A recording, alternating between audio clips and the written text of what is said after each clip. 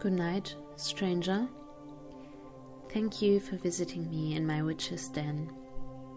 I'm glad that you are here. It is already getting quite late, and you mustn't continue your journey out in the dark of the forest.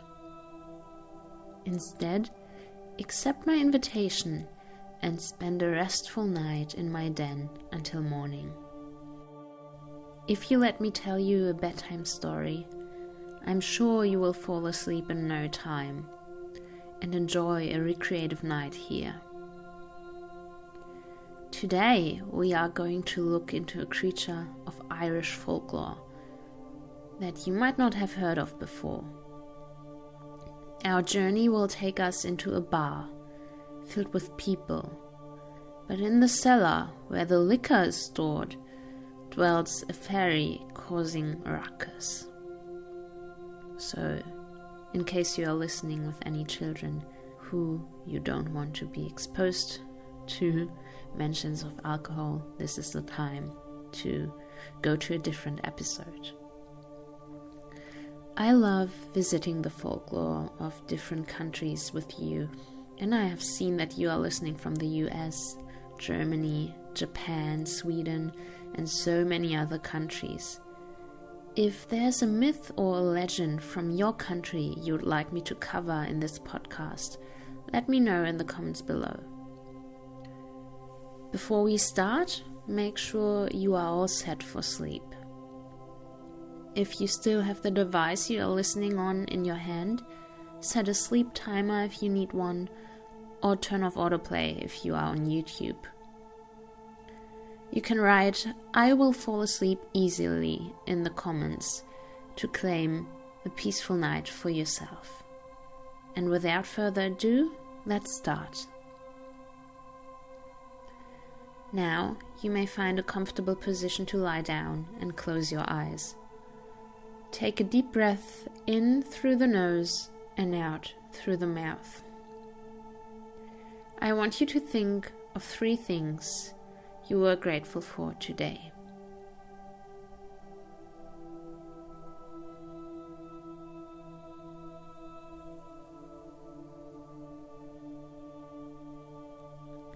Maybe the sun was shining. Maybe you saw something that inspired you. Maybe you shared a moment with a loved one.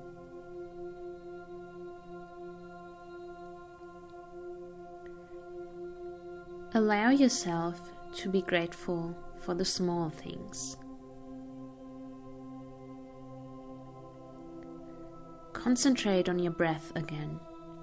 Every time you inhale and exhale, feel the air flow under your nose. If there are thoughts coming up, look at them like you would look at a cloud in the sky and watch them pass by. With every exhale, your body relaxes deeper. Your feet become heavy. Your legs become heavy. Your shoulders become heavy. Your arms become heavy. Your hands become heavy. And your head becomes heavy.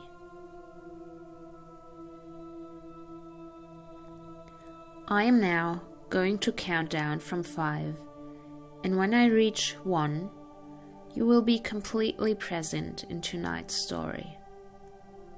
5. You are totally safe and relaxed where you are in this moment in time. 4. A warm and cozy light spreads from your heart through your body, its golden glow filling you with a feeling of love and solace. 3. You let go of everything that is still binding you to today. 2.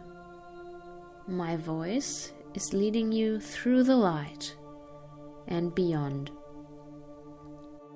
You can now hear people talking and the sound of a piano in the background.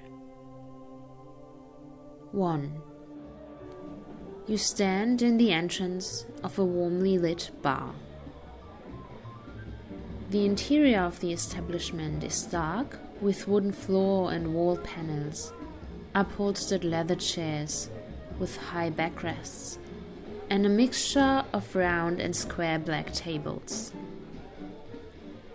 It is quite packed, but some of the tables are still free, so the chatter of the guests blends with the soft jazz tunes coming from the piano in the left-hand corner of the room. Behind the bar to your right, 2 barkeepers in white shirts are mixing drinks and cleaning glasses. Good evening. Do you have a reservation? A man in a black suit appears in front of you. He is quite short, but his grey hair is still full, and his dark eyes are focused on you expectantly. You are taken aback because you did not expect that question. You stutter, looking around to gauge whether any of the free tables sport a reservation sign. Since there are still some vacant bar stools, however, you decide to try and get a seat. Why not? No, you tell the host, shaking your head. He purses his lips, scanning the tables, probably to decide where to place you. Suddenly, you hear someone calling out your name. There you are! A man in a dark brown suit hurries over to you, the top button of his black shirt undone casually. I'm Thomas McDaniel. He shakes your hand enthusiastically. We talked briefly on the phone. His dark hair is wavy and styled back, and a slight stubble grows around his mouth. Nice to meet you, you say, because that seems to be the only viable option. Since he knows your name, you feel like there's nothing else to do but just go along with it. He ushers you towards a low round table by the left wall that is surrounded by 3 chairs. A second man who is sitting at the table stands up to introduce himself as Liam O'Neill. His hair is red and thinner than McDaniel's, but his handshake is just as strong. Please sit down, McDaniel tells you, and you comply, sinking into the plush leather chair that gives just right, feeling so comfortable that you lean back leisurely right away.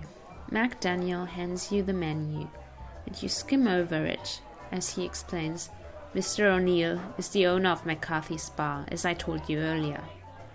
O'Neill nods as a confirmation. The drink will be on the house, of course, O'Neill says, gesturing toward the menu in your hands. There's a huge variety of drinks available here, from wine over beer to cocktails and non-alcoholic options.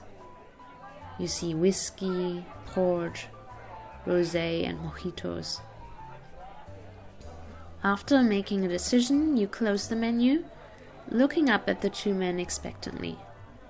McDaniel to your right and O'Neill opposite of you. O'Neill nervously adjusts his shirt collar with 1 finger. Business is quite serious, as you will see later. We have been dealing with this, he pauses, seemingly fumbling for words, problem that has haunted us for quite some time now. It started right after I purchased it last year. Saying nothing, you wait for them to continue, hoping that they will drop more information instead of speaking so obscurely. Mr. McDaniel told me about your book, and what you describe in it is surprisingly similar to our situation. O'Neill slips a brown book over the table, its beautiful binding decorated with gold ornaments. As you reach for it, you notice that your name is embossed in gilded lettering on the front. Underneath, the title reads, Dealing with the Irish Fair Folk. You draw a reverential hand over the cover, marveling at the smooth surface and the fact that apparently you have written it. The attached red ribbon is placed in the book, so you open it to be faced with a chapter titled The Clurichaun. You scan the text swiftly, reading about a fairy similar to a leprechaun that haunts cellars where alcohol is stored and plays tricks on owners and guests, all the while drinking their liquor. When you look up again, both of the men return your gaze intently. We would really appreciate it if you could verify our example. It seems to dwell in our storage, McDaniel says, lowering his voice so no one around you can hear him. Involuntarily, you grimace. What are they talking about? Even if you wrote a book about Irish folklore, that doesn't make fairies real. They seem to notice your confusion, and O'Neill opens his mouth to say something, but is interrupted by a blonde waitress who comes over to take your order. McDaniel asks for a red wine and O'Neill for whiskey, and you too order your drink of your choice. While you wait for the beverages to arrive, O'Neill finally goes into the details of this strange inquiry. As far as we know, there were never any comparable problems in the bar. I bought it from my uncle, who was too old to maintain business, but because it has been in his line of the family since the 19th century, he was happy that I decided to carry on his legacy. He never mentioned anything to me, so I cannot imagine he ever faced the same problem. On the other hand, he wanted to tell me about some business secret that would help me to run the bar successfully. O'Neill sounds exasperated now, taking a large gulp of his whiskey before he continues. Unfortunately, my uncle passed away right after I took over the bar, so we'll never know for sure whether or not he knew what is going on here. Anyway, I renovated the bar because it was pretty shabby, and I wanted to have a more modern-looking establishment. But as soon as I reopened the bar, liquor started disappearing, we started hearing weird noises from the basement, and customers reported strange incidents. We are losing revenue because of this, not only because of the missing alcohol, but also because of customers' complaints and people not wanting to return. He sighs. But when Thomas over here stumbled over your book, it suddenly all added up. The two exchange a gaze, and McDaniel leans forward to mutter, "You see, we never managed to even see it, so we cannot catch it. I know the situation is a bit odd, but we were wondering if you could, confirm it." In order to kill time and to collect your thoughts, you slowly take a sip of your drink. A fairy haunting a cellar, you think. And you, as an expert for magical beings, why not? I obviously need to see it for myself, you say slowly. I suggest you show me the scene of the crime. You say it jokingly on purpose, hoping to lighten the mood as your companions look very serious and tense right now. O'Neill pushes up his shirt sleeve to take a look at his watch. We should wait until closing time. I don't want to disturb any customers. It's Sunday, so we close early today. We have around half an hour till 11. Time ticks by slowly. As you finish your drink, more and more of the customers pay and leave. You chat with your companions about the bar and ask questions about O'Neill's choices in interior design and the selection of drinks while the piano music tinkles on. Last to get going is the group sitting at the table right by the piano, who leave a few minutes after the pianist has stopped playing and packed up his things. One of the bartenders locks the front door, and finally you are alone in the bar, with just the staff left. "Let's go," McDaniel says glumly, clapping his hands against his thighs before he gets up. The attitude makes you a bit nervous. From what you have seen from the book, some Clurichauns tend to become violent when disturbed. But since no one has spotted this supposed fairy before, maybe something else entirely is behind this fuss. O'Neill guides you down the corridor at the right corner of the bar that leads to the toilets, and opens a door that is labeled as private. The light behind it turns on automatically, revealing a naked concrete stairwell leading straight down. The steps are steep, so you hold onto the rail on your right and climb down behind O'Neill and McDaniel with carefully placed moves. A second door awaits you by the foot of the stairs. It looks massive and grey, with an electric lock. O'Neill holds his employee card up against it, and the lock beeps quietly as it turns. As O'Neill puts his hand on the door handle, you perk up. You think a strange laughing sound echoes behind the door in the cellar, and when you look over to O'Neill and McDaniel, their faces tell you that they heard it too. O'Neill cracks the door open carefully. It is pitch black in the storage room, and for a moment everything is quiet. Then a rattling sound bursts through the silence, a clinking and clashing like the whole room is vibrating.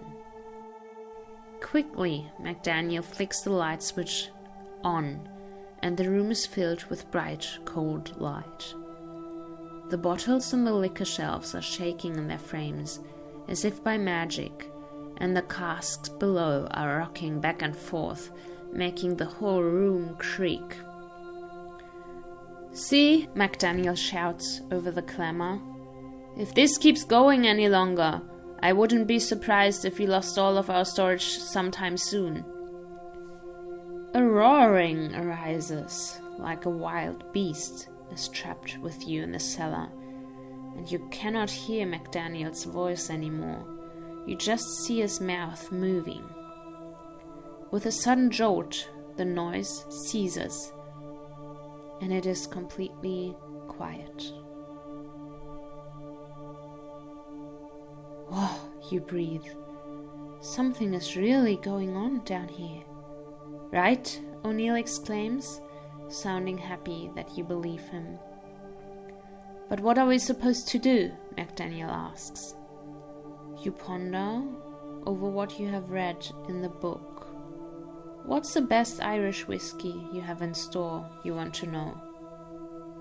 "We have a 24-year-old Teeling whiskey," O'Neill says, and looks at you with questioning eyes. "What are you waiting for?" you ask. "Bring it out." O'Neill steps over to the whiskey pantry and hesitantly opens it with a number code. But nothing happens when the door opens. "Do you have a glass down here?" you wonder, but your question is met with head shaking. McDaniel rushes upstairs and returns shortly with a heavy whiskey glass. In the meantime, you look around the cellar, trying to peek into even the darkest corner, but you cannot spot anything out of the ordinary. "Now let's pour our guest a drink," you say, opening the whiskey bottle, and soon gold-brown liquid flows into the glass. You don't go overboard. It is an expensive drink after all, and the bottle belongs to the bar and not to you. But from what you have read, a small amount might be enough to make it impossible for the fairy to resist. The sharp smell of alcohol stings your nose as you carry the glass over to the casks and set it down cautiously in front of one of them. Then you wait.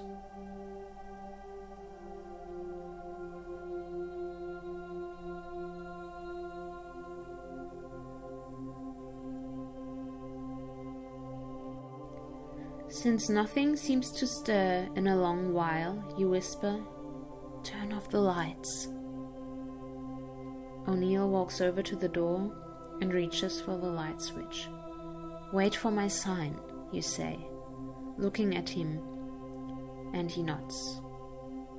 Then everything goes dark. You keep your eyes trained on the spot where you set up the glass, even though you are unable to see anything. After a while, you become restless, and you can't tell how much time has passed. But right when you think about telling O'Neill to turn the light back on, all of a sudden noises arise, like mice or rats scurrying over the floor and the casks. "Lights," you instruct, and you have to blink your eyes as you get blinded by the ceiling lamps. On the cask before which you placed the whiskey glass sits something that looks like an old man with a white beard.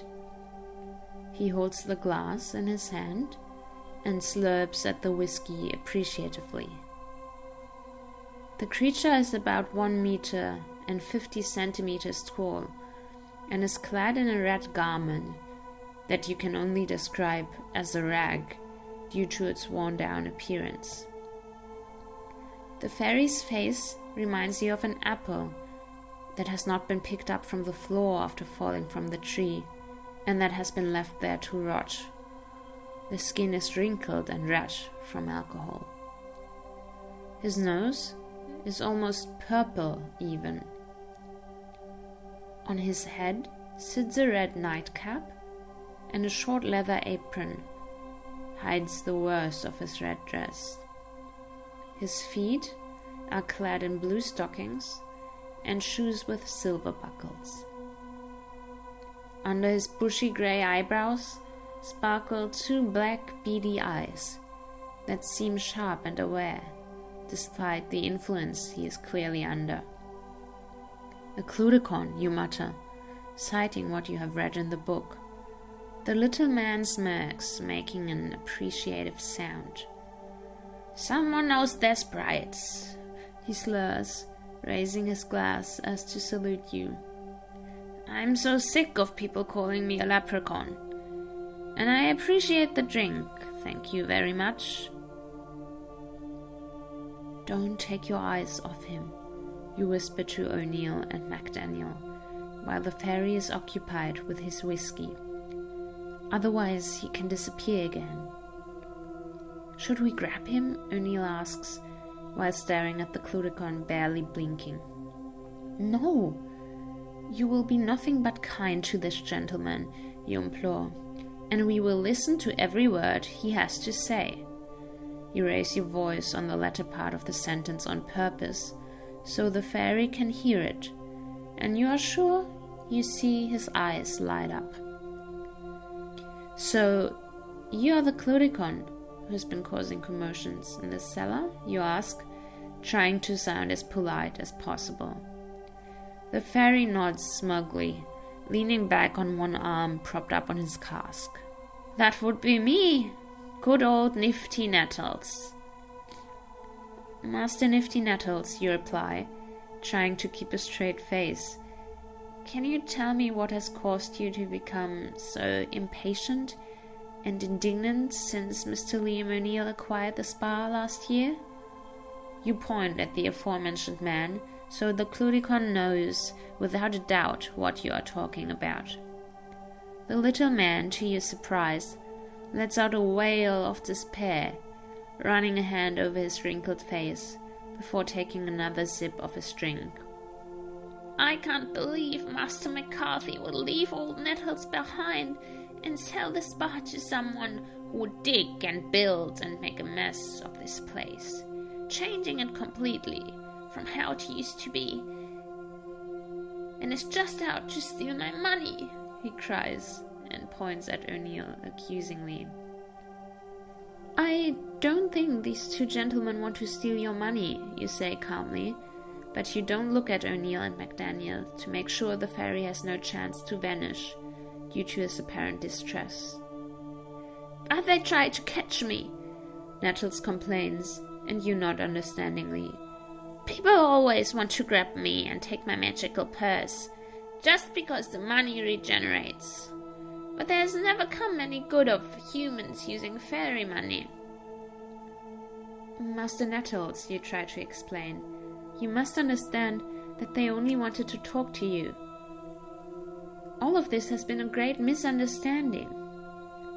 The Clurichaun raises one of his bushy eyebrows, so you continue. Mr. O'Neill is Master McCarthy's nephew. The bar is still family-owned. Looking between you and O'Neill in wonder, the fairy gasps. Why didn't you tell me in the first place? He exclaims. You did not leave any alcohol out for me.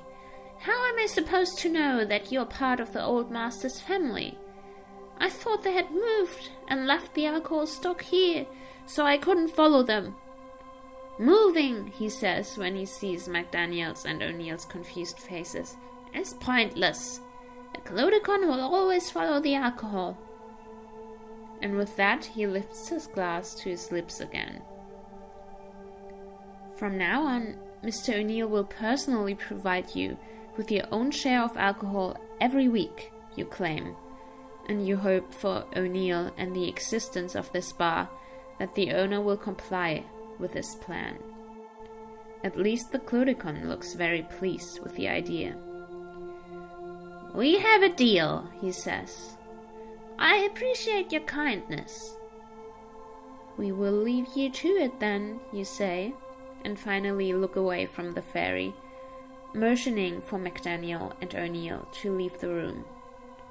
When you step outside, O'Neill locks the door and says, Is it really necessary to give him free liquor every week? The price of that will add up. It is much cheaper than letting nifty Nettles cause more chaos that scares away guests, you warn. The key word is respect. If you respect the Clurichaun, he will respect you. That is why your uncle never had any problems with him. A fairy like this will protect your business if you leave him offerings he appreciates. Well, O'Neill mutters, that might be worth the effort. You climb the stairs together in silence and step into the public parlor that by now is dark. All the staff has left and the bar is quiet. Maybe it's because all the excitement has drowned out of you. Maybe it's the late hour or the darkness. But you start to feel sleepy. I will let us out the back door, O'Neill declares, and goes to the staff entrance to unlock it. Before you step outside, he turns to you and says, Thank you very much for your help. You have done me a great favor. My pleasure, you reply, trying to keep your eyes open. It wasn't that difficult to lure out the Clurichaun, you think, but some people tend to need a little push. Thank you for coming so quickly, McDaniel chimes in, and you shake hands with him and then O'Neill. You suppress a yawn and roll your shoulders back to stretch your back. Then you turn towards the door. You become aware of my voice again. I will now count to 5, and once I reach the number 5, you will fall asleep. 1. You feel a comfortable and cozy warmth spread through your entire body. 2. Your muscles relax completely. 3. You feel safe and full of love. 4. Your mind is quiet and at ease. 5. You drift off into a sound and restful sleep.